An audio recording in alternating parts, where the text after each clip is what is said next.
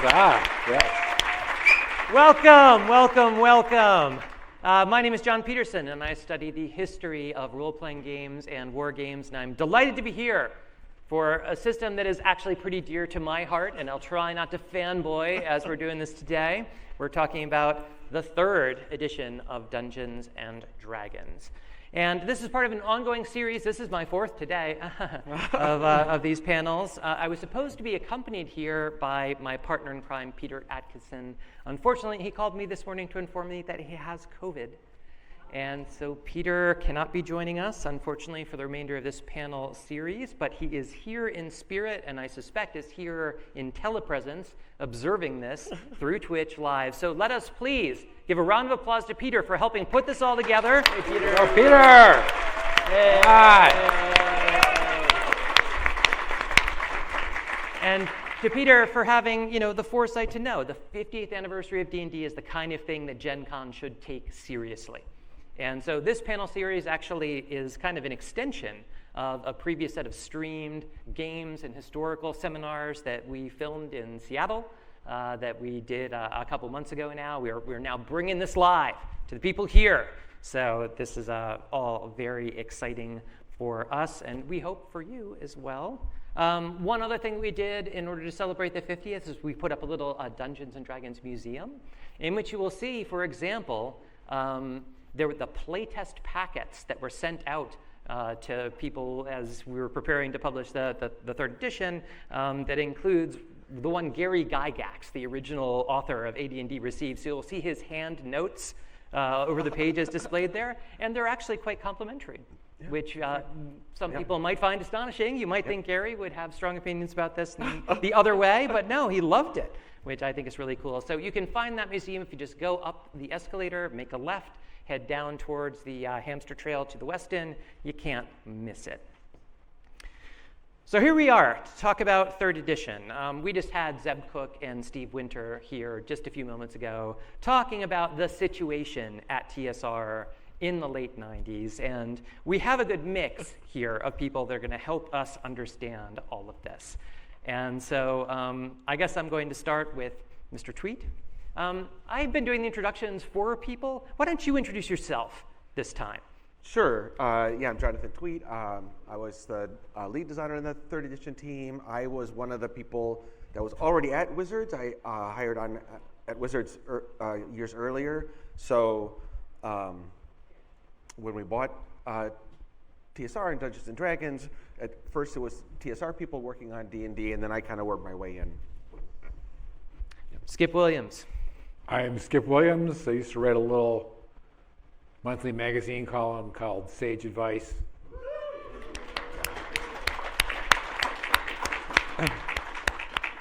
Where we tested a lot of new things.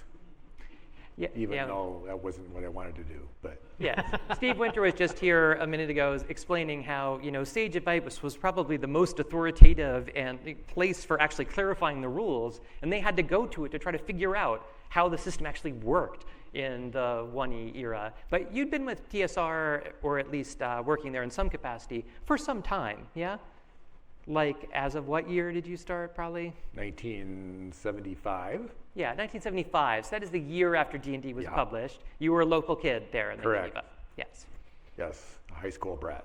Yep. And finally, last but not least, Mr. Monty Cook. I'm Monty Cook.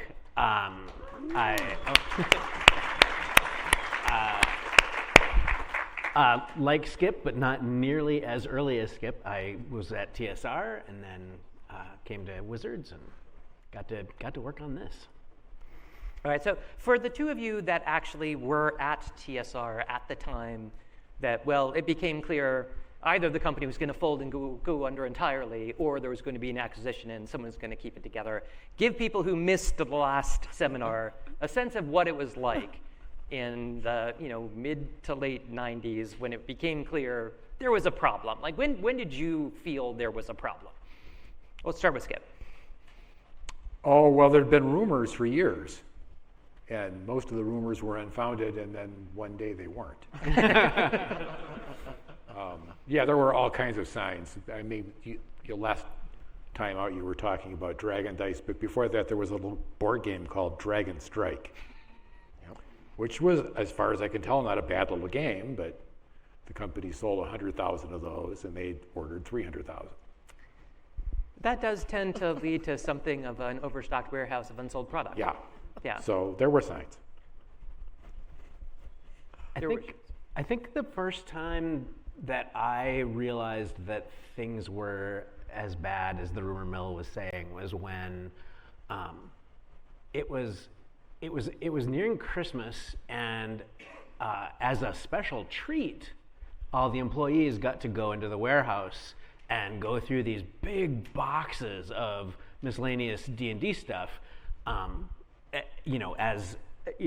for Christmas presents and whatnot. And this was supposed to be a big treat, but it didn't take very much to figure out that these were all returns, and that the company was probably in some pretty bad shape. Because it was a lot. It was this room size of these boxes of returns. So now let's hear it from the other side. So you were already at Wizards. That's right. And you'd been doing some really amazing stuff there that we can talk about or not. Let's focus on D&D. We're here to talk about D&D. That's right. So when did you first get an inkling that Wizards might acquire TSR and D&D? Yeah, I wasn't really clued in, so I think I got it when the rest of the company heard about it, and it was a big surprise. Because we had gotten rid of our role-playing lines, and it's like, okay, we're going to focus on cards and board games and whatever. So I had been told, you can do role-playing games in your free time because we don't do role-playing games anymore, so that's not under NDA. And then we bought TSR. It's like, oh, I guess I have to shelve that game idea I was working on. So yeah, but big surprise. But how did people feel in Wizards about it? Were people like, oh my God? Some people D&D. were super excited about it because they're D&D fans. Peter's a giant D&D fan. But then there were other people who, for whom Wizards was like the anti-D&D. Like, we did Magic, and Magic is better than D&D, and we do trading card games, and trading card games are better than role-playing games. So there were some people who was like, this is, we got out of role-playing games. D&D is failing. We're buying a failing game when we already have a successful one. So it was a real mix, and just like the people who are working there were a big mix. Yeah. And so, from the TSR side, when you heard it was going to be Wizards, because, you hear these rumors from various people that there was a rivalry, right? Or that there was some people felt that Magic the Gathering success had, at least in some way, been responsible for cutting the legs out from under D&D. What was the reaction to now Wizards is going to own TSR and D&D? This sounds like a made-up line, but I think we were all incredibly relieved, because what we were really afraid of was that we were going to be acquired by Hasbro.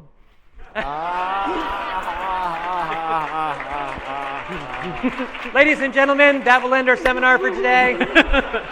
Thank you very much. Sorry. The man speaks the absolute truth. I really don't know if I can keep going from here, but we're going to try anyway. But maybe a good question for all of you then on this, or whoever feels like chiming in. You don't all have to speak to this if you don't want to. So what exactly was there of D&D that Wizards inherited at this point? In the sense of, was there already a plan that you were aware of for there to be a new edition of D&D that had been developed within TSR? And if so, what was it like? So, you just had Steve Winter on here, and Steve, at the time of the purchase, was the creative director. I think that was the title. Creative director of D&D. Of D&D. Core D&D. Yeah, and so he had some of us. I didn't have very much to do with it, but there were people kind of sort of working in the back rooms kind of thing of thinking about how things would go, and so it was things like armor class going up and not down, and some of those sort of core things is where that started. There's a lot of little individual pieces. What do we do about clerics? Was a big one. Right. People are still We talking still about don't that. know, Yeah. yeah. I mean, that- Oh, Can't live with them, can't live without them. we took care of clerics very well. They're arguably the most powerful class in the game. that's right. If they're well played, they are. That's one solution. Yep. Super powerful. People still don't like to play them. But, That was, yeah. and little things like how do we handle unusual environments? What does it really mean if your D&D character drowns? What does that really mean? And how do we model that so it's at least a little bit like the rest of the system? The clerics are impossible to balance because the thing that makes them cool is the hit points they give to other people. So it's like the other people get the cleric's cool from them, and then the cleric has less cool left. And that's not interesting. So the cleric has to be, even though they give away all this healing, even without that healing, they still have to be pretty good. So then they're pretty good classes plus all this healing. It just takes them way over the top. No, I believe it. So tell us how the Avengers assembled here. Okay, so we've gotten TSR and Wizards together. I understand that there was some discussions about shipping people from Lake Geneva out to Seattle, and that some people were not super interested in doing that. And but the people who did come through, okay, you've got D&D. How did the team come together? And I wish Peter was here because Peter would probably be able to answer this better than any of us could. Maybe Peter, you can text me if you're watching, and I'll just read it out. But from your perspective, what was the process that got this team together to be the core team to run 3E D&D? Skipping ahead to publication, Yeah, I mean, there was a time when TSR was a separate brand within WotC and making its own decisions, and that there was a time where they assigned the role of senior designer to 4 people, I believe. Was it 4? 3? I don't remember. Well, I'll go back in time because it kind of starts when Peter Atkinson bought 2nd edition. And he, by this time, he had already rewritten the D&D rules for his hybrid version, which was super advanced D&D, SA-D&D. Yeah, I mean, I played it, it's something. So he bought 2nd edition. It's like, let's see what the professionals do in terms of improving this game. And it hadn't reversed armor class, for example. Mm-hmm. And so he was very disappointed, and I think thought something like, I could do better than that. And so when he bought TSR, he knew that we were going to do a 3rd edition. Like that was already in the works, and he was sort of chomping at the bit because he felt like 2nd edition hadn't gone far enough. Mm-hmm. So what I remember is, so the head of our department at the time, our brand new, I don't know, sometimes we were called TSR and sometimes we were called role-playing, but the head of the department was Bill Slavicek, and Bill asked everyone who was interested to work on 3rd edition to write like this little essay about what they would do. And so I remember writing one of those essays, and I think a lot of people did. And supposedly, they chose the 3 initial designers, which were Skip and Rich Baker and myself, from those essays. I don't know how much those essays really mattered that much. I think there were probably a lot Those were of... the 3 senior designers too, though, right? So Yeah, yeah. I don't know either. Didn't like my essay, apparently, because I was not on the team at first. Did you write an essay? Yeah. You did. Oh, wow. Wow. Okay. So I guess you tanked it. So how? Well, he tanked it for those people who read it. But how did you then end up on this team? So the work I was doing first was, because sort of D&D was TSR's thing, and I would be an interloper to come in and be part of the team. I was doing D&D adjacent stuff. So I was doing a board game set in the world of Magic the Gathering, but using simplified D&D rules, or a D&D supplement for how to play characters in the world of Magic and fight monsters from the world of Magic. And so I was already monkeying around with, like, we could get this down to 3 saving throws, I think, and that would be simpler, and we should reverse the armor class. So I was doing that. I was working on a Gamma World that was going to use sort of the D20 system before there was a D20 system. So I was like as close as you can get to doing doing design work on the edition without being on it. I was going to do the introductory set because I've been doing a lot of introductory sets for Magic and other games. And then I think Peter ended up putting me on the team at some point, just because I was the one from Wizards of the Coast who had been doing the most writing about it on our internal emails, the most playtesting, the most commenting, and he knew me and trusted my design work, and I could bring sort of a Wizards of the Coast perspective to the project. So I don't know how these guys remember it, but yeah, anybody remember it differently? Who the hell is this guy? Yeah. That's not true. You All I never heard knew of Ars Jonathan Magica? No, what I remember was kind of what Jonathan's talking about was that there were a lot of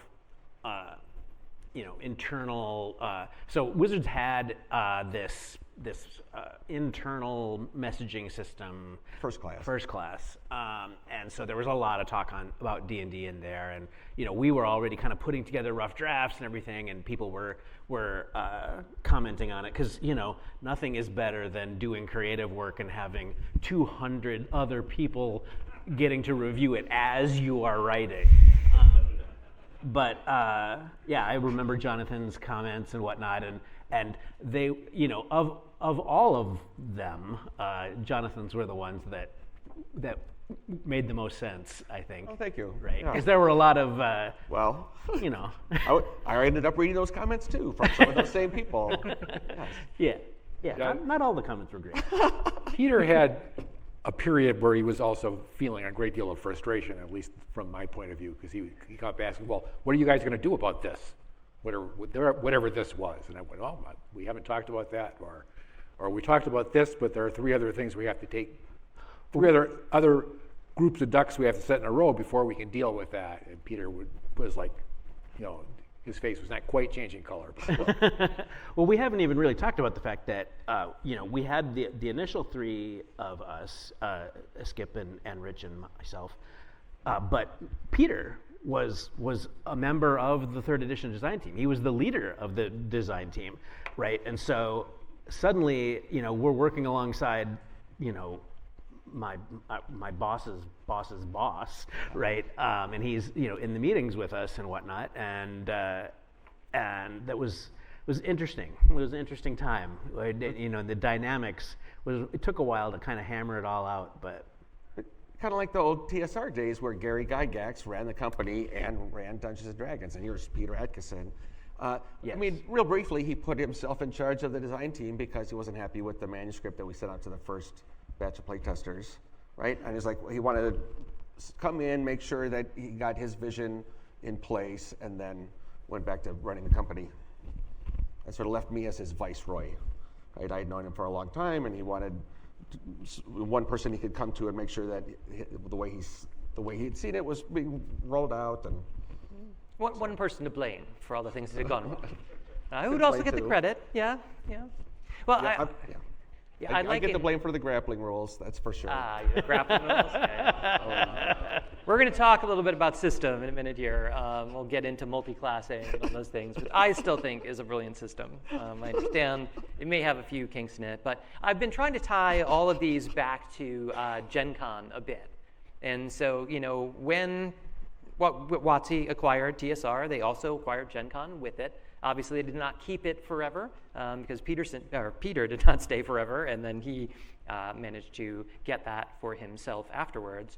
But, at Gen Con in 1999, I believe, is when it was formally announced that there was going to be a 3rd edition. Right. I presume all of you were present for that? Yeah. We were, yeah. What was the vibe? What did it feel like to have to get up, probably on a much bigger stage than this, and talk to an audience and say, we're doing this? It was extremely positive. Extremely positive. Huge energy. Amazingly positive. And we weren't sure Right. if that was the way it was going to be, but everyone was thrilled, right? Because 2nd edition, had kind of run its course, and a lot of people had, been house ruling it and whatnot, and so I think it was obvious to a lot of the of the players out there that That's right. this is a game that could use a new edition. So before third edition was announced, Peter went around to conventions and he would talk to people, gamers, about potential new edition. So they would usually go like this: would you like there to be a new edition? No, we absolutely do not want a new edition. If there were a new edition, what would you like? Well, this needs to be balanced and this needs to be changed, and I don't understand initiative, but surprise needs where, and this is how we home rule this, and this class is what. And so, like Monty said, even the people who said they didn't want a new edition could see the value in it. And Ryan Dancy did a great job of rolling it out to everybody as being as transparent as possible and getting ahead of it as much as possible and showing people as much as possible in advance so that people weren't scared. People could, here's great new art of these, in a cool style. That there's a half-orc paladin, that's fantastic, right? I got a bunch of applause at the announcement. Anything more you recall, Skip, from that? Or No, the rollout for third edition won at least one award. I don't remember what it was for, but it was like a marketing company award, like the best marketing campaign of the year. Yep. It's just like, I don't know who these people are, but thanks for the accolade. Somebody So must. yeah, be the company did a really good job of preparing the way. 3 people came up to us at Gen Con, though, and said we had ruined the game, and and walked away. So we're sorry at for the autograph table. those 3 people. Well, that sounds more like 2000. So it was. That was. That's right. That That It was was 2000. August 8th of, Sorry, I that was believe, of 2000. 2000 at Gen Con then that this was unveiled on the world. Yep. People got to see those amazing Higginbotham in-world covers Yep. that were made for all the books. They got to see Gary Gygax and Dave Arneson, who Yep. we got to talk about That's a right. bit earlier in the day today, show up and at least nominally give their blessing That's right. to this venture. Which Right. how did that feel to you, Skip, to see that? I mean, having been there for as long as you were, how happy do you think Gary really was? And this may be too personal a question, but like with what 3.8 turned out to be. To be brutally honest, Gary was just happy that a certain other someone didn't have anything to do with it.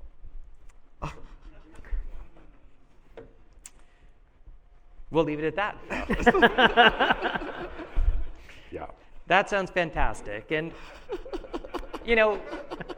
when I look at historical research around all this, one of the articles that really stands out for me that appeared in Dragon at the time was a piece that had "One Role to Rule Them All" was the title of it, that I believe you wrote, Jonathan. But as we've heard, a lot of people understood, armor class, you could not right. work in this bizarre way anymore.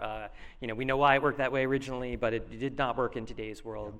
So that D20 concept, Yeah. that really roll a D20, you want high. Yeah, that's right. And that's just the way all these rules should work. Yeah. This had a tremendous impact, obviously, I think, on future RPG design. What can you tell us more about the origins of that and getting to the point not just where, we're not going to have reverse armor class anymore, but Right. we're going to unify this system around the D20? Yeah.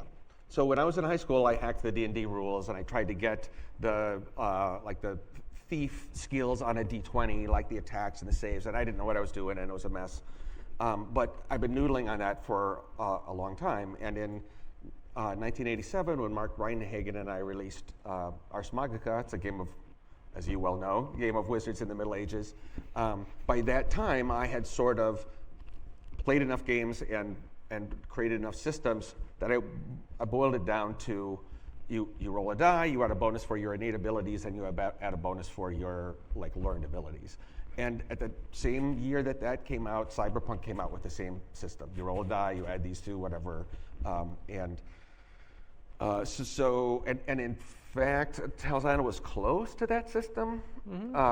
Talzana, you're trying to hit a 20, and in Cyberpunk and Ars Magica, you're trying to hit a floating number. So I think it just was kind of in the water. I would credit Ars Magica, RuneQuest as an inspiration, but that core idea goes way back, and it wasn't just mine. There's an There were a lot of earlier- games that had a single sort of core mechanic, right? Like That's right. RuneQuest and That's right. But Just could use that- it that's right. still be D&D? This is what's That so was fast the about the trick second bite of the apple here, right? what's the most you can change it and have it still feel like D&D. If you're rolling a 20-sided die and you're trying to get a high number, you're playing D&D. That was, and so that core That was the core thing that let us change everything else. And people were like, I'm playing D&D.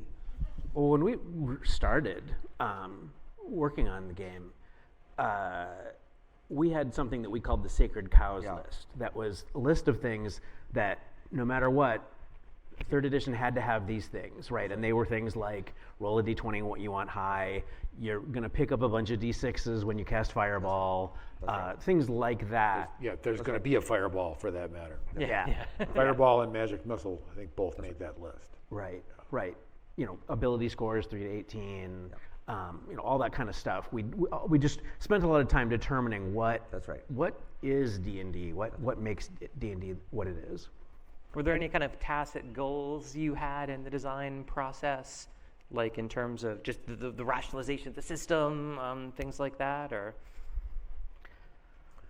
So the touchstone was we could make any change that is demonstrably better. So other than the stuff that's on the Sacred Cow list, we can change anything if we show we have a good reason for it, but we can't change anything unless we can show we have a good reason for it. So it's just rationalizing everything. There was, Peter had also early on kind of suggested, at least in concept, if it has been in D&D, it should remain in D&D. And that's, so we got a lot of the stuff that second edition had actually gotten rid of, and brought it back. That's right. Barbarians and assassins and Monks, assassins, barbarians. yeah. And we felt obliged to put in stuff that we thought people were going to put in if we don't. So like find traps, is that really a good spell where the cleric can take over from the thief and do it better? Is that really good for the game? Well, if we don't write the find trap spell, it's going to come out in the first adventure or whatever. So we sort of tried to get ahead, and we have to explain how drowning works, so there aren't 3 different explanations for how drowning works and that sort of stuff. And so you were really creating a system in the D20 system that could be picked up and applied to a lot of other environments than traditional Western European fantasy. And a lot of that was due to this thing that was called the Open Gaming License. And I should warn people in the audience, there is a gentleman present here who is by the name of Ryan Dancy, who I don't think we have time to mic him up. We kind of set who the panel was going to be beforehand. So I will just be asking the people here, kind of what was your perspective on the strategy of the Open Gaming License, of the notion that you could take the fundamental system of D&D and allow third parties to develop on it under, what was effectively an open source software license? Well, it's worth saying that, so we worked on third edition for it was just short of 3 years, right? That we, some version of this team was working on third edition, and we found out the idea of the OGL and the D20 system, about. Well, the game was already in editing, right? It was basically done, right. And suddenly we found out, we're going to make this so that it's usable for science fiction, and we just kind of had to say, oh, really? How's that going to work? And so that was news to us, and I specifically remember Ryan called a big meeting with the entire creative staff and talked about the OGL, and I think my initial reaction was, like a lot of people, was like, really? But it didn't take me very long at all to warm to the idea, and I was able to take advantage of that in later years. Yes, you were. Yeah. You were indeed able to take advantage of that. Yeah, me too. Yeah. So Ryan rolled it out to us kind of gently. So it was like, hey, if we were doing a game system, a D&D game system that applied to other games for the products that we designed in-house, what would we call it? And we're like, we'd call it the Dungeons and Dragons system. Right. Oh, but we can't call it that. Why not? Well, we just can't call it that. What else would you call it? And we couldn't call it that because he wanted to come up with the term the D20 system that you could let other people use. You can't let other people use the Dungeons and Dragons system because they lose the trademark and So we thought we were talking about in-house stuff, which I'd already been working on, like for Gamma World. So that seemed cool. But it's a very West Coast approach to your IP, to sort of give it away so that the externalities will bring down to us. Boy, did that work. Can I jump ahead to Please. what I saw? So if you went to Gen Con in the year 2000, the exhibitor hall was full of people who were trying to get you to stop playing Dungeons & Dragons and play their game instead, right? Play my fantasy game, play my science fiction game, play whatever. And that was when the game released. And then a year later, if you came back to Gen Con, it was full of people, publishers, trying to get you to play D&D and buy their stuff. Buy my miniatures, buy my templates for fireballs, buy my extra monster book, buy my adventure. And so Ryan was exactly right. You just get everyone, get the industry focused on how can we get people to play D&D more? I was like, well, that actually worked out very well for Dungeons & Dragons. Now, we have up in the D&D Museum actually a couple examples of even in 2000, the first companies that came with us. Right. So Atlas came with 3 Days to Kill, right? And, a few And of Green those. Hornine. Yeah, I think those two were like, Hornine were there. they kind of had the inside track and knew what was coming and hit the market first. It was really good. Yeah. Skip, what'd you make of the OGL? For me, it was a huge sea change because I remember Gary writing out yeah. the article that said, it's D&D is ours and it's always going to be ours. And, the picture of him as the one-sided man and all these blind men trying to grab him. Really, yeah, one of the cringier things Gary did, actually. So yeah, I'm not sure that's actually in my top 10, but we could talk about that sometime over a couple of beers. I'll say, but anyway, so yeah, huge sea change. But to me, the reasoning seemed pretty sound. One telephone is worth nothing. Yeah. 2 telephones, you can do something, and then it gets exponentially more useful as you add telephones to the network. I remember some of the people from the business side came to me and they said, if you could make any game that you wanted into a D20 game, what would that be? And I said, well, I like Call of Cthulhu. Yeah. And so that's basically why we did D20 Call of Cthulhu. It wasn't to replace Call of Cthulhu. It was to show that D20 could handle that. But even as I was working on that, I realized that the OGL was already like a done deal. It was sold, and the reason for that was because White Wolf put out a D20 product, and that was a big deal, right? was there in Swords and Sorcery or something? Yep. Yeah. That's right. Yeah. But we kind of all knew that, okay, this has got legs. This is really gonna take off. Yeah, well, and just speaking to 3E in general, internally within Wizards, what was the perception? Like, take it 6 months after that August 8th, 2000 date. Were people in Wizards psyched? Were they like, you guys got it, perfect, thanks so much? Or what was the feeling internally about 3rd edition as a product out in the marketplace? When I came to work at TSR in 1994, one of the things that really surprised me was that there was nobody there playing D&D. And but when 3rd edition came out, or actually, because they had access to the rules before the actual publication of the game, there were so many D&D games going on, 3rd edition D&D games, that you couldn't play in all of them that you wanted. You could have played every night of the week and still not been in all of the games. It was amazing. That's right. No, it's true. I mean, I would come into work and there would be several coworkers asking me rules questions. It's always you. Yeah, so yeah. Yep. Wearing the sign. Yeah. Which never happened at TSR. And people would ask me things if they were writing something. Yep. But they would never ask me about their home games.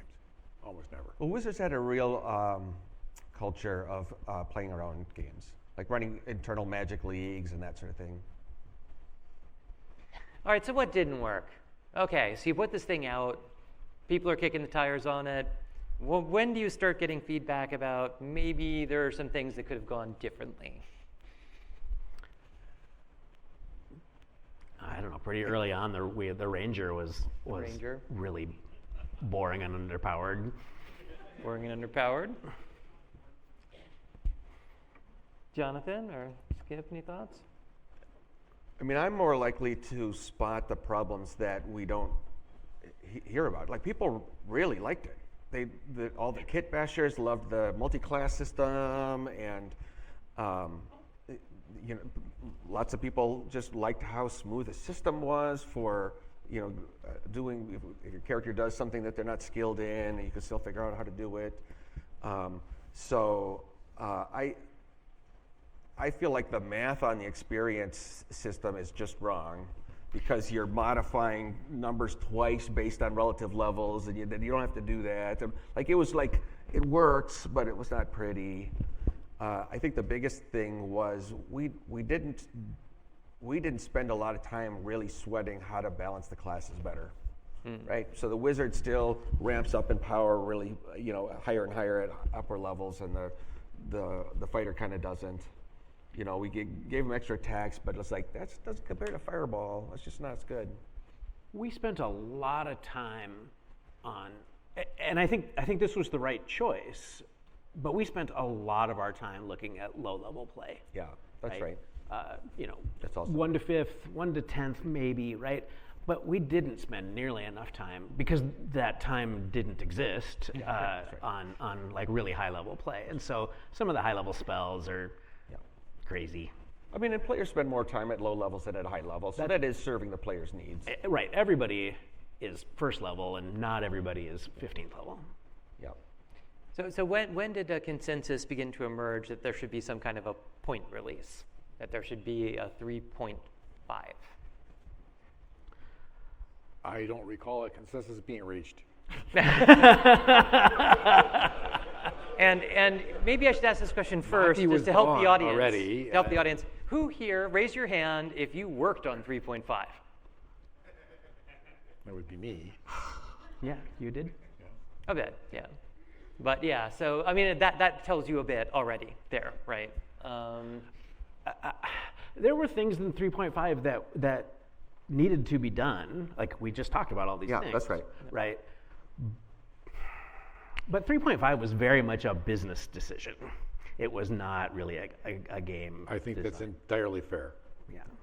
It was, boy, it was sure great when we were selling all those players' handbooks. How can we do that again? I think is kind of the thought. This is the 3rd edition panel, not the 4th edition one, right?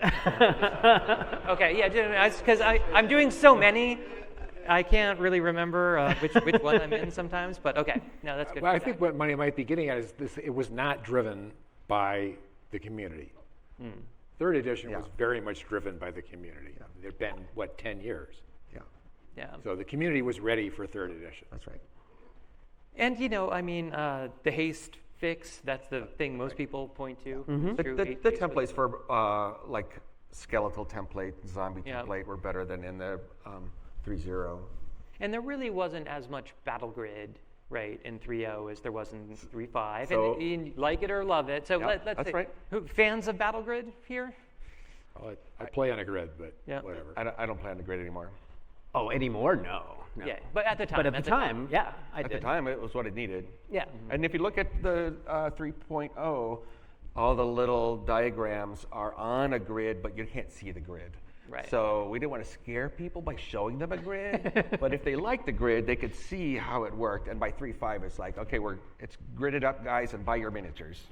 Yeah. Well, I mean, we made a decision consciously that nothing was going to be real in the rules if it wasn't real in the world. Yep. So So Game World grid. is not laid out in a grid.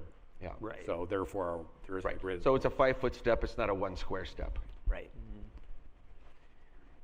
Other things about 3 that I think we should probably talk about. One that I thought it was a really interesting decision, and maybe this is more of an art direction decision than a rules decision, but it overlaps, was the iconic characters. Yeah. And the notion that there was going to be representation in these iconic characters, and I understand that there was a bit of managerial kind of push and pull. Regdar. Around, yes.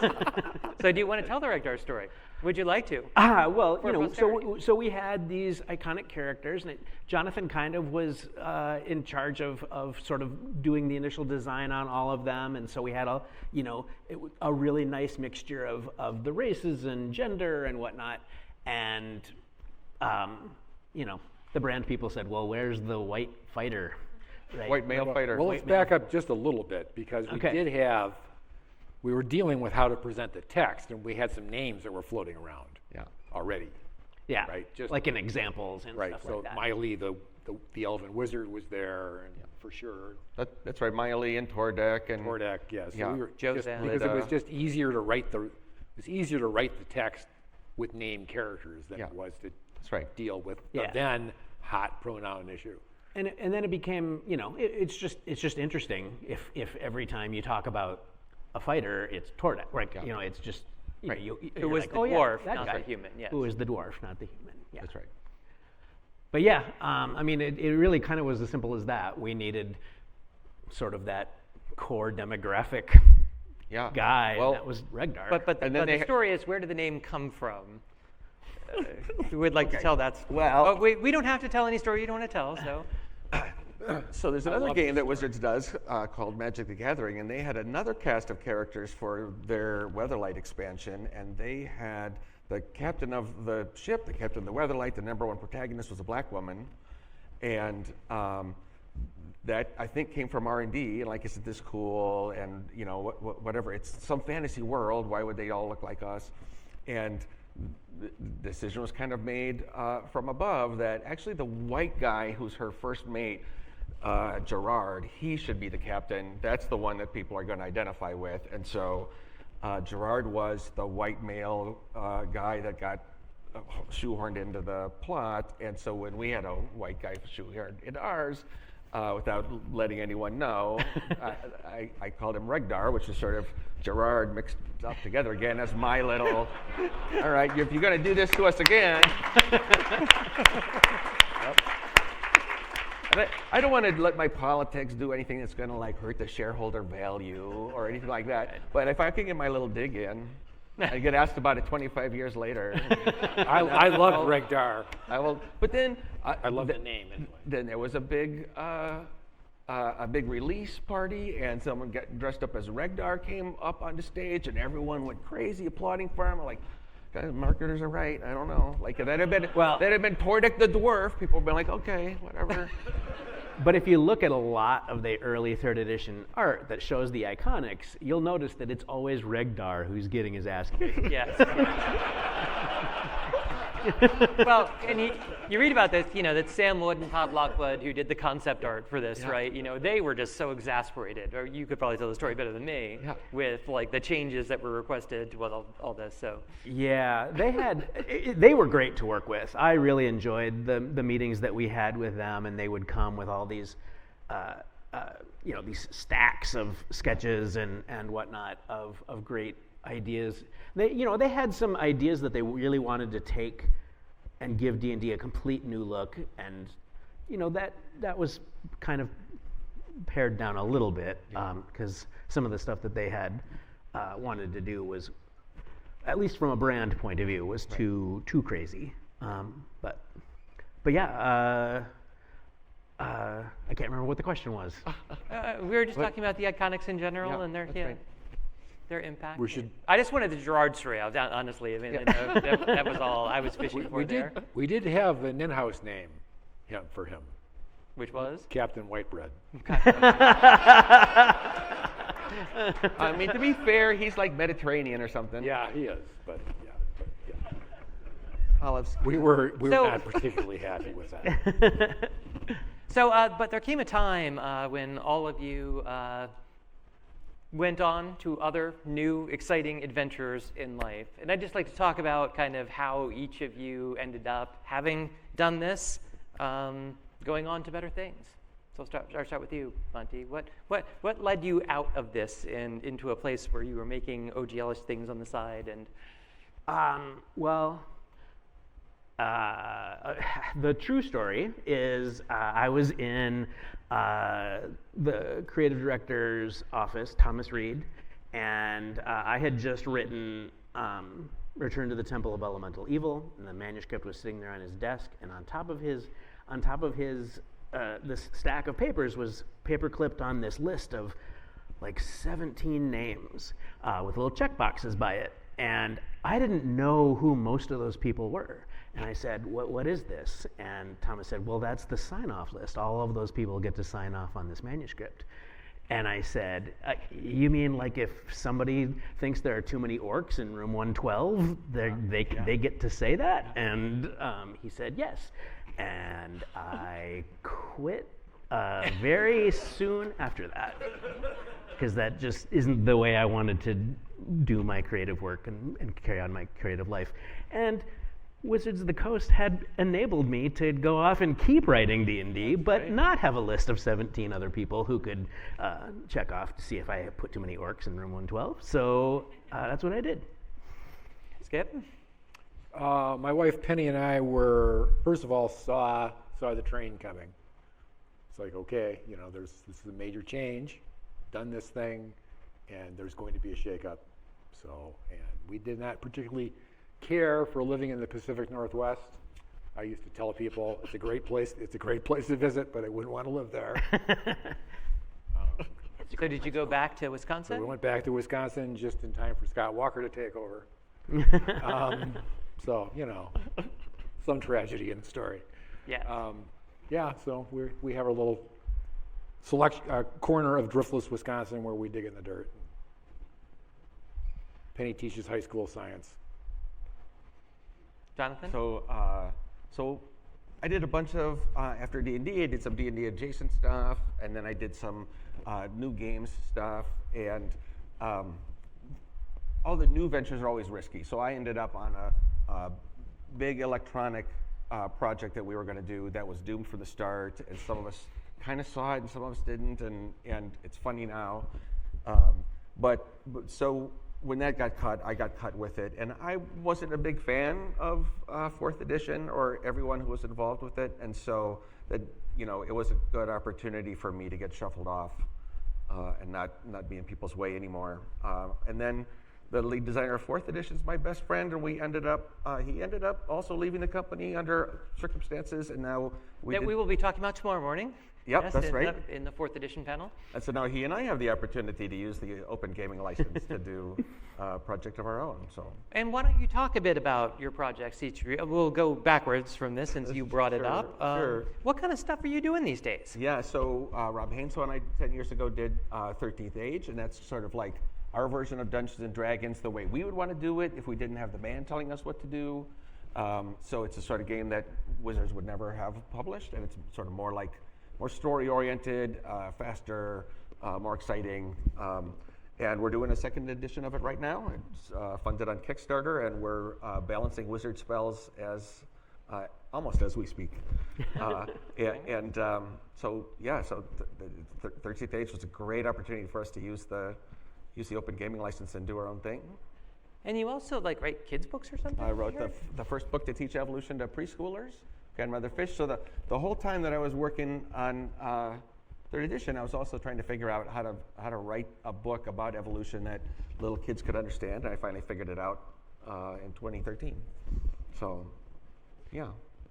Skip, anything that is on your horizon or you've been doing recently related to gaming you think is cool? I see you at the Gary Con. Yeah, Gary Con's kind of my big gaming thing these days. It eats up a lot of time. It's becoming a big con, actually. Yeah, well, we don't want it to be a big con, so. Well, yes, it is it's not this big, but yeah. And dabbling here and there when people approach me, and some of those went, just in fact had a big project go south because the people who were actually making the decisions couldn't make decisions, so. Yep. So it goes. And Cashed my paycheck and went on. So. Yeah. Attorney Monty, I know you really haven't done much since you left Wizards. And, I don't want to embarrass you by putting you on the spot here, but you feel like talking about anything you've been up to. Feel free.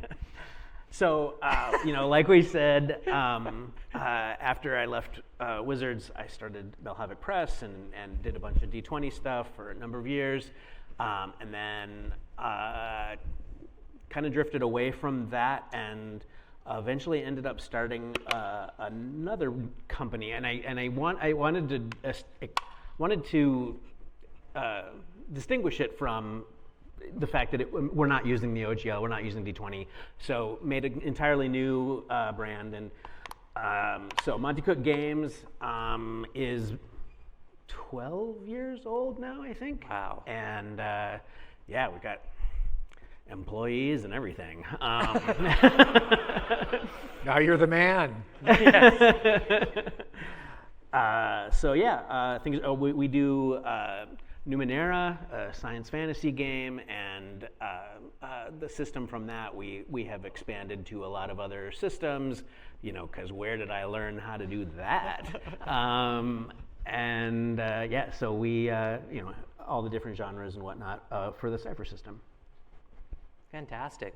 Well, we've been kind of keeping time arbitrarily on these panels. I think because we don't have one immediately following us, we might have a few more minutes. Is that true? Looking to people in the wings, you can't see through these blinding lights. Anything else people feel like we should have talked about 3rd edition, its impact, its evolution and development, its history? All right, here's my favorite story. Your favorite story, I love it. It was the day that we were talking about what constituted an action and what you can actually accomplish in 6 seconds.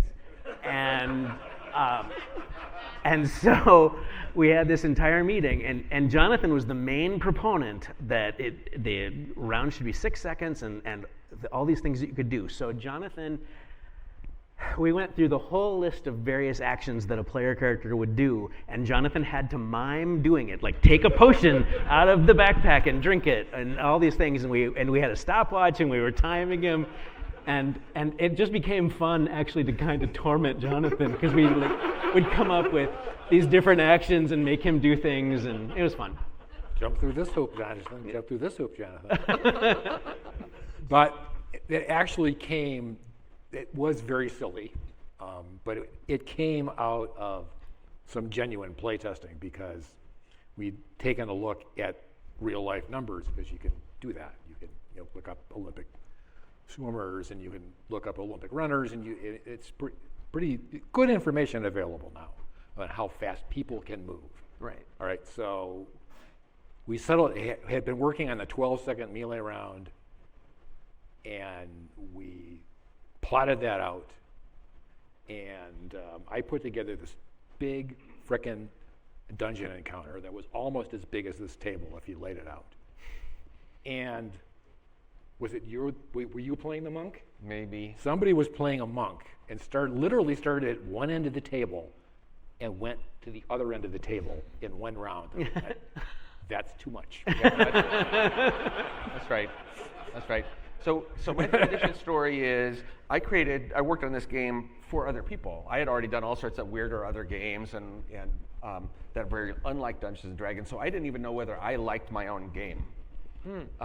And so once everything was done, I set out to do my own campaign that I would do kind of my way with my friends. It's not a play test, and I wanted to see is the game any good? Like, does it support my style of play? Can it, whatever? And I ended up having the best role-playing campaign I've ever had.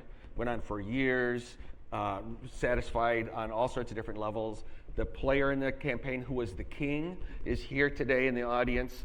It's his first and only Gen Con. And so I want to give a hand to the king who just made it all real for us, Melisandre. And so that was very gratifying to find out, like, oh yeah, I really like my game. Fantastic. I did kind of the opposite in that. No, not. I just meant I didn't wait until 3rd edition was done. Okay, I basically started a campaign when we were still in the very early stages, and annoyed my players when the initiative system would change on a weekly basis, and all these different things kept changing, but it was fun. Well, I've been told that we still have 5 minutes, which is amazing. What is that, Jonathan? So the first time I hacked D&D was when I was in high school, and these are my notes with like the system that didn't really work. Might have the first idea on how do you do multi-classing when you can swap different things in. And then he's as everyone knows, the historian of D&D. So I'm entrusting him with this. Oh, I don't know.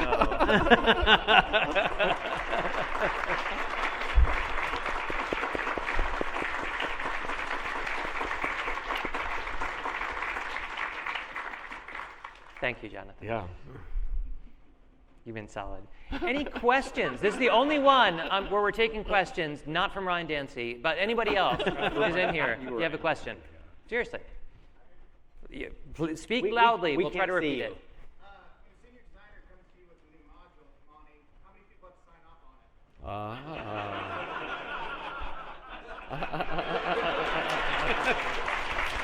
on it?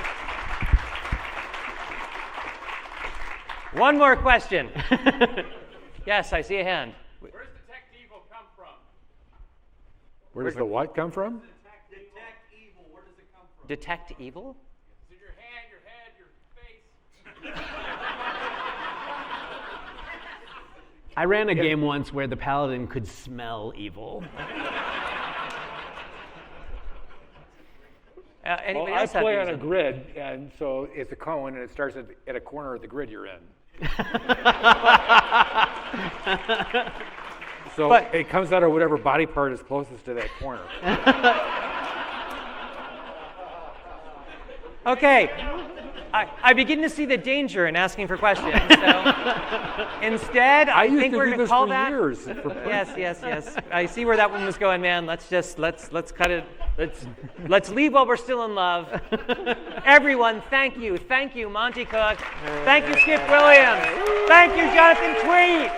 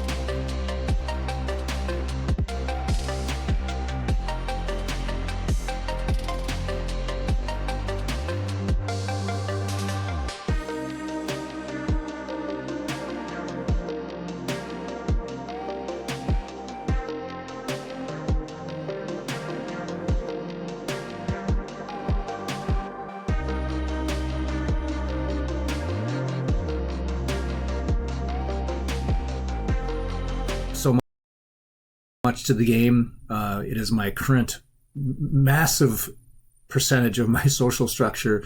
The convention I run, I have produced over a dozen products myself, role-playing game adventures and other game supplements. And it was informed at an early age my interests. It got me to be a reader. That helped in turn with school. I became a much better student. Later went on to law school and have been a practicing attorney my entire life. It's really, quite frankly, impossible to imagine my life without Dungeons & Dragons being such a big part of it. So I am delighted to be participating in the 50th anniversary of Dungeons & Dragons celebration. We'll be doing so at my convention as well, and I'm delighted to have at least a piece and a role in these great games that my friend Peter Atkinson is putting on. Thank you, Peter, for your efforts in celebrating this wonderful game. My connection further with the game is that I've tried for all the years since to collect these items, and I'm trying to get one of everything ever printed in English in the history of fantasy role-playing. This is our home and museum behind me, and as my wife will pan around for a moment, I think hopefully you'll enjoy seeing just a little bit of our collection. Thank you. the thing that really excited me about D&D in general was when I first encountered it in the late 70s at a Boy Scout camp. It was summer camp, and it was late one night around a picnic table, and I was seeing all these people play with the Dungeon Geomorphs, and then I realized, and when I got my first box set, which is not to hand, unfortunately, that I could create in my mind and my players' minds whole new worlds, from something as gritty and mysterious as exploring the tunnels and corridors of an ancient tomb to as mind-blowing as walking across the many planes of existence.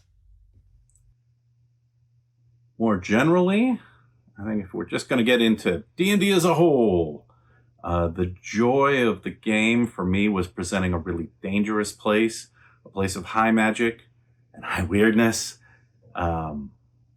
Demon-haunted ruins, putting that in front of the players, lonely towers out on the moors, and the characters, the non-player characters, the archmages who would, turn everyone in the party into a frog at the drop of a hat. There was a sort of freewheeling spirit around the game where anything could happen. I think that's still true.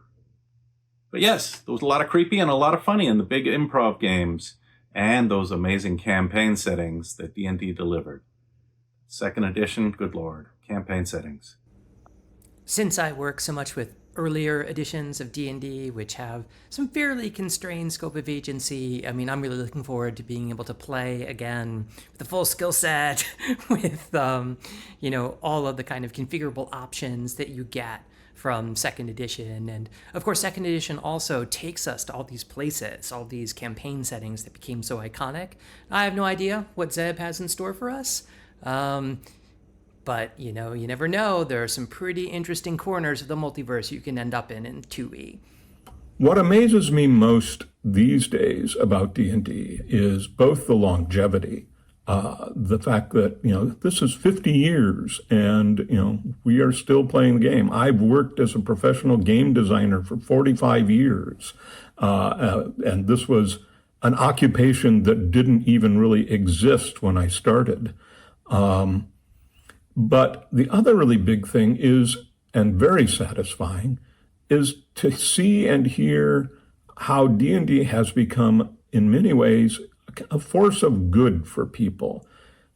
Think about all of the ways that people have, formed friendships, have, basically and hearing how it has helped enrich their lives, more than just, playing is fun, that's wonderful, but also helping them get through difficult times, giving them sometimes, a sense of belonging and purpose. And this power of D&D, none of us imagined this really when we started, and it is really very satisfying for me.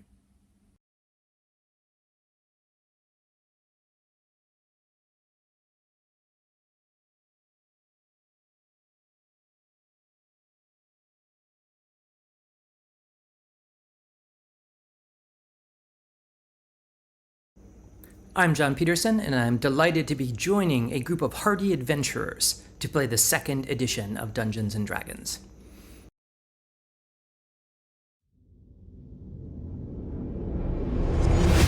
Hello, my name's David Zeb Cook, or just Zeb Cook if you prefer. And I am the designer of the AD&D second edition.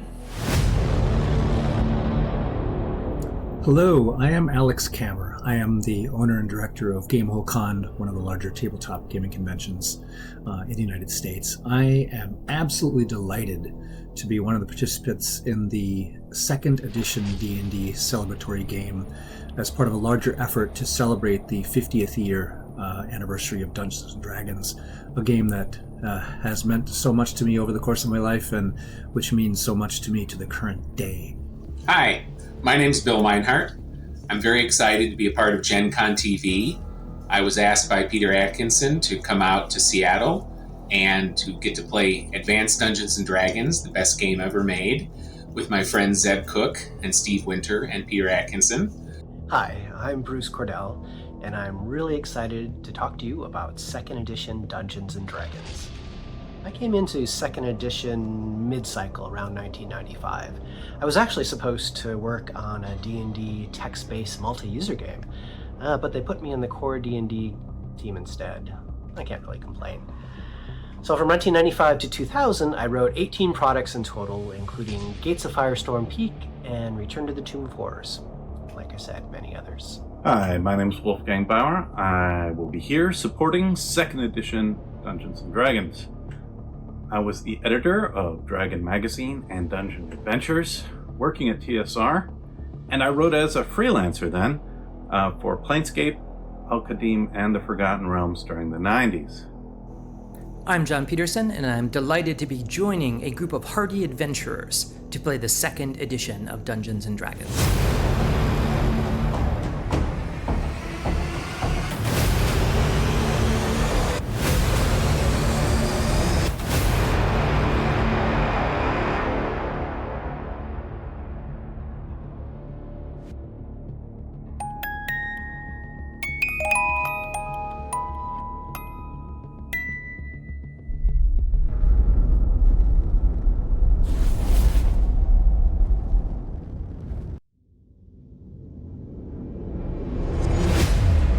Hey there, this is Jonathan Tweet. I was the lead designer on 3rd edition, and I'm excited because I am going to be running the adventure Wedding Bells for D&D's 50th anniversary.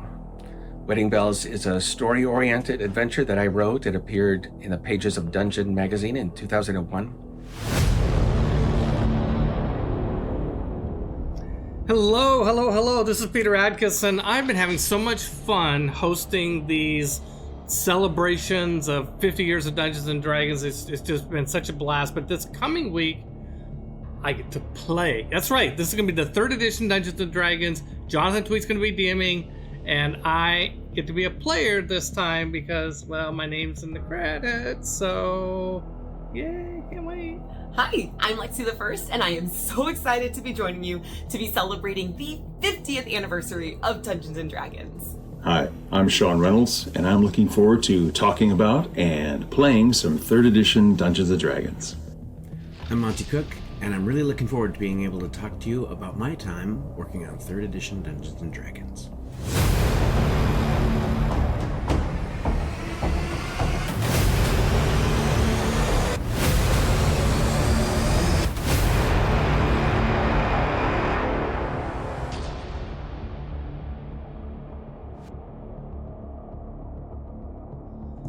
All right, any bets on whether there will be a TPK this week? We've already had one. Who knows? It could happen again. Well, come watch us live on twitch.tv/GenConTV Saturday morning, 10 a.m. Pacific time.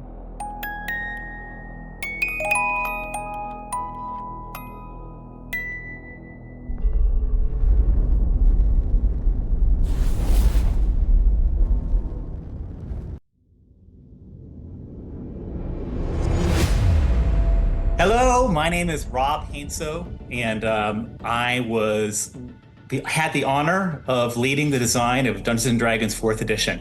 We're going to be playing 4th edition on Saturday, but there's no way I can play the game straight. We're going to play 4th edition. I'm Wade Rocket, and I cannot wait to play 4th edition D&D at Chaldea Studios.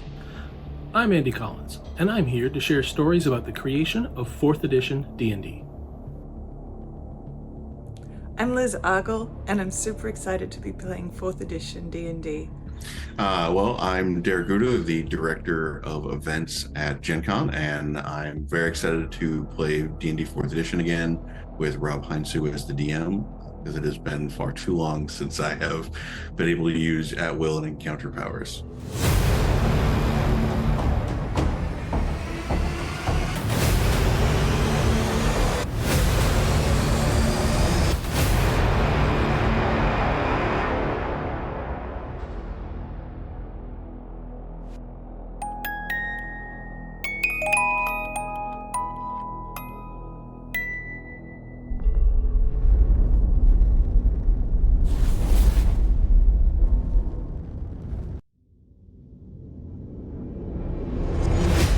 I'm John Peterson, and I am looking forward to helping some players to attack the original 1970s edition of Dungeons & Dragons. Hi, I'm Jeff Grubb, and I'm really looking forward to be playing original D&D with John Peterson as our DM. Hi, this is Chris Pramis, and I'm going to be talking about original D&D from 1974.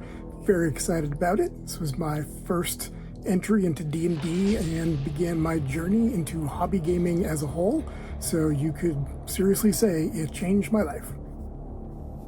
Hi, I'm Bonsai Baby, and I'm going to be playing original D&D for the first time.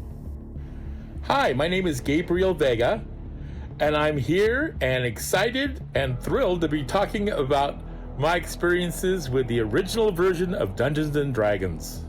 Involvement with the original edition of Dungeons & Dragons has largely been as an historian of gaming who has written books such as Playing at the World, The Elusive Shift, a few others that are out there, and my attempts to document kind of the collision of the wargaming and science fiction fandom communities that created the environment in which D&D became possible. So I got started with D&D in college. We had the original little booklets in the box, and the Greyhawk supplement was where I started in the whole process. D&D celebrates its 50th anniversary this year, and I've been playing for 49 of them. And I got involved and started playing tournaments, started running tournaments at like Gen Con early on, and playing and eventually designing for them. And on the strength of that, was hired by TSR. I was the one of that group with Tracy Hickman and Bruce Nesmith and Zeb Cook of the rising young stars that were coming out at that time. Growing up, there is nothing more that I love than reading about myths and fairy tales. I love that D&D gave me a chance to not only just read those tales, but also experience them and craft them as well. I first got my hands on original D&D in the form of the white boxed set in 1979, and I was really excited by the idea of what D&D promised, but I had a problem in that I was 10 years old. And original D&D was written by people who came out of 1960s wargaming, and it was really for that audience. So as a 10-year-old, I saw something cool, but I couldn't quite figure it out. But thankfully, it was 1979, so I was able to get the Holmes boxed set. Not too long after that, she did a better job of explaining how to play D&D. And then from there, got into AD&D, and then a journey that has lasted 45 years for me.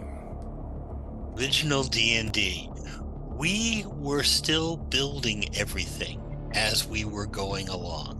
There was a lot of ad hoc rules, table rules. How do we handle this situation? I don't know. It's not in the rule set.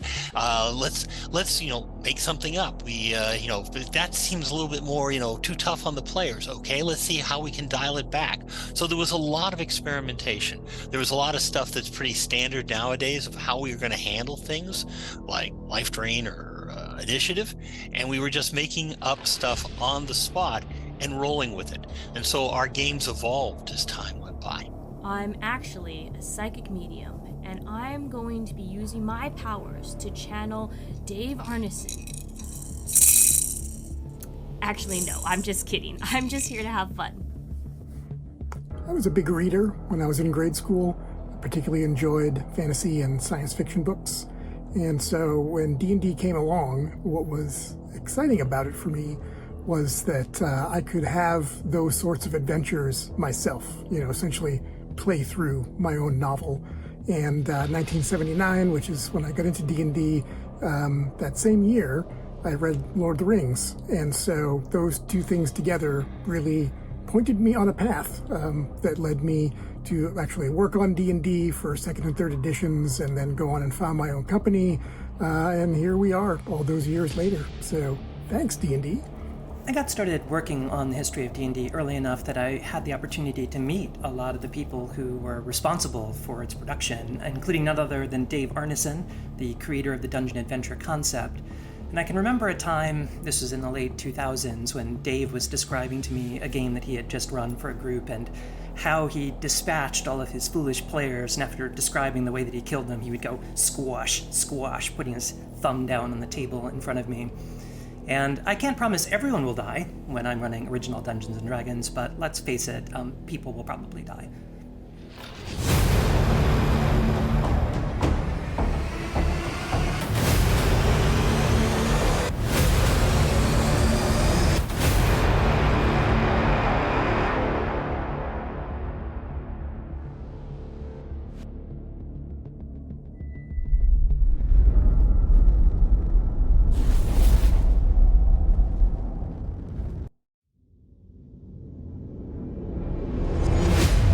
Hi, it's Luke Gygax here.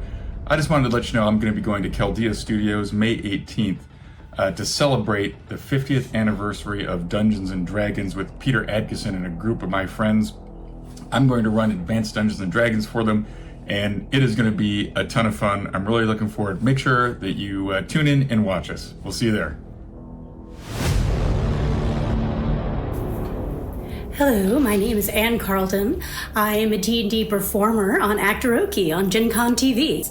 I am very excited to be part of the D&D adventure and be a player in the game run by Luke Gygax. I often play with him in the Bingo Shortwave Chronicles when he's a player, but I've never actually had Luke Dungeon Master for me in person, so this is going to be a real treat. I'm very much looking forward to it.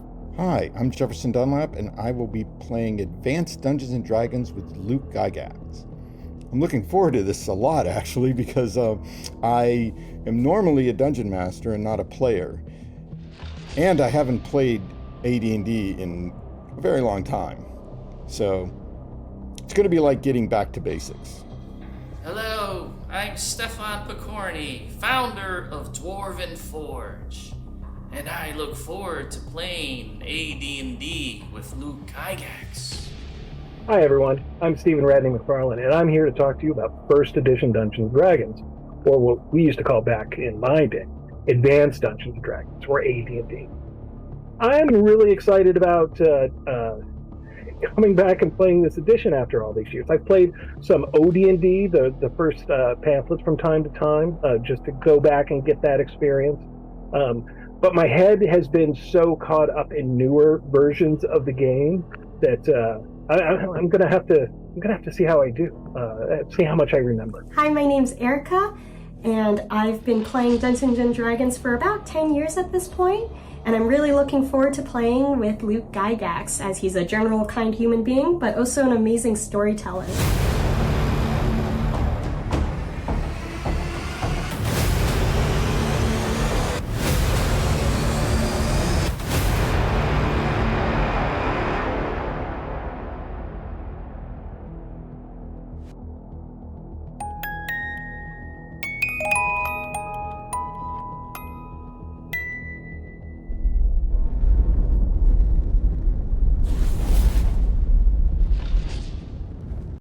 Dungeons and Dragons, in my life, the importance just simply can't be overstated. I owe so much to the game. It is my current massive percentage of my social structure. The convention I run, I have produced over a dozen products myself, role-playing game adventures and other game supplements. And it was informed at a very early age, my interests. It got me to be a reader. That helped in turn with school. I became a much better student. Later went on to law school and have been a practicing attorney my entire life. It's really, quite frankly, impossible to imagine my life without Dungeons and Dragons being such a big part of it. So I am delighted to be participating in the 50th anniversary of Dungeons and Dragons celebration. We'll be doing so at my convention as well, and I'm delighted to have at least a piece and a role in these great games that my friend Peter Atkinson is putting on. Thank you, Peter, for your efforts in celebrating this wonderful game. My connection further with the game is that I've tried for all the years since to collect these items, and I'm trying to get one of everything ever printed in English in the history of fantasy role-playing. This is our home and museum behind me, and as my wife will pan around for a moment, I think hopefully you'll enjoy seeing just a little bit of our collection. Thank you. The thing that really excited me about D&D in general was when I first encountered it in the late 70s at a Boy Scout camp. It was summer camp, and it was late one night around a picnic table, and I was seeing all these people play with the Dungeon Geomorphs, and then I realized, and when I got my first box set, which is not to hand, unfortunately, that I could create in my mind and my players' minds whole new worlds from something as gritty and mysterious as exploring the tunnels and corridors of an ancient tomb to as mind-blowing as walking across the many planes of existence. More generally, I think if we're just going to get into D&D as a whole, the joy of the game for me was presenting a really dangerous place, a place of high magic and high weirdness. Demon-haunted ruins, putting that in front of the players, lonely towers out on the moors, and the characters, the non-player characters, the archmages who would, turn everyone in the party into a frog at the drop of a hat. There was a sort of freewheeling spirit around the game where anything could happen. I think that's still true. But yes, there was a lot of creepy and a lot of funny in the big improv games and those amazing campaign settings that D&D delivered. Second edition, good lord, campaign settings. Since I work so much with earlier editions of D&D, which have some fairly constrained scope of agency, I'm really looking forward to being able to play again with a full skill set, with, all of the kind of configurable options that you get from second edition. And of course, second edition also takes us to all these places, all these campaign settings that became so iconic. I have no idea what Zeb has in store for us. But, you never know. There are some pretty interesting corners of the multiverse you can end up in 2E. What amazes me most these days about D&D is both the longevity, the fact that, this is 50 years and, we are still playing the game. I've worked as a professional game designer for 45 years, and this was an occupation that didn't even really exist when I started. But the other really big thing is, and very satisfying, is to see and hear how D&D has become, in many ways, a force of good for people. Think about all of the ways that people have, formed friendships, have, basically and hearing how it has helped enrich their lives, more than just, playing is fun, that's wonderful, but also helping them get through difficult times, giving them sometimes, a sense of belonging and purpose. And this power of D&D, none of us imagined this really when we started, and it is really very satisfying for me.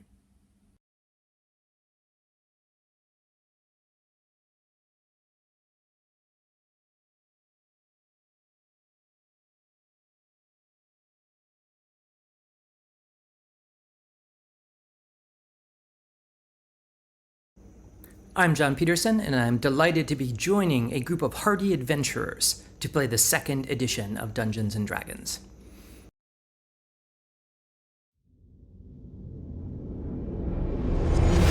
Hello, my name's David Zeb Cook, or just Zeb Cook if you prefer, and I am the designer of the AD&D second edition. Hello, I am Alex Kammer. I am the owner and director of Gamehole Con, one of the larger tabletop gaming conventions in the United States. I am absolutely delighted to be one of the participants in the second edition D&D celebratory game as part of a larger effort to celebrate the 50th year anniversary of Dungeons & Dragons, a game that has meant so much to me over the course of my life and which means so much to me to the current day. Hi, my name's Bill Meinhardt. I'm very excited to be a part of Gen Con TV. I was asked by Peter Atkinson to come out to Seattle and to get to play Advanced Dungeons & Dragons, the best game ever made, with my friends Zeb Cook and Steve Winter and Peter Atkinson. Hi, I'm Bruce Cordell, and I'm really excited to talk to you about 2nd edition Dungeons & Dragons. I came into 2nd edition mid-cycle around 1995. I was actually supposed to work on a D&D text-based multi-user game, but they put me in the core D&D team instead. I can't really complain. So from 1995 to 2000, I wrote 18 products in total, including Gates of Firestorm Peak and Return to the Tomb of Horrors. Like I said, many others. Hi, my name is Wolfgang Bauer. I will be here supporting 2nd edition Dungeons & Dragons. I was the editor of Dragon Magazine and Dungeon Adventures, working at TSR, and I wrote as a freelancer then for Planescape, Al-Qadim, and the Forgotten Realms during the 90s. I'm John Peterson, and I'm delighted to be joining a group of hardy adventurers to play the 2nd edition of Dungeons & Dragons.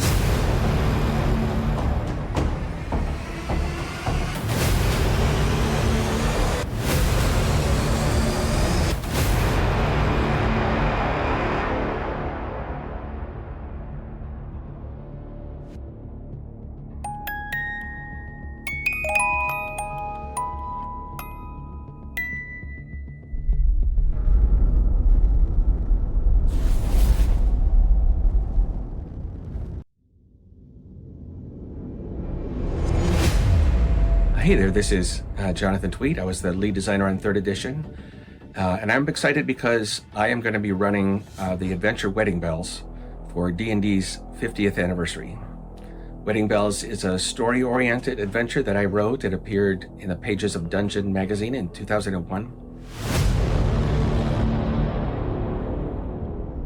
Hello. This is Peter Adkison. I've been having so much fun hosting these celebrations of 50 years of Dungeons and Dragons. It's just been such a blast. But this coming week, I get to play. That's right. This is going to be the 3rd edition Dungeons and Dragons. Jonathan Tweet's going to be DMing, and I get to be a player this time because, well, my name's in the credits. So, yay, can't wait.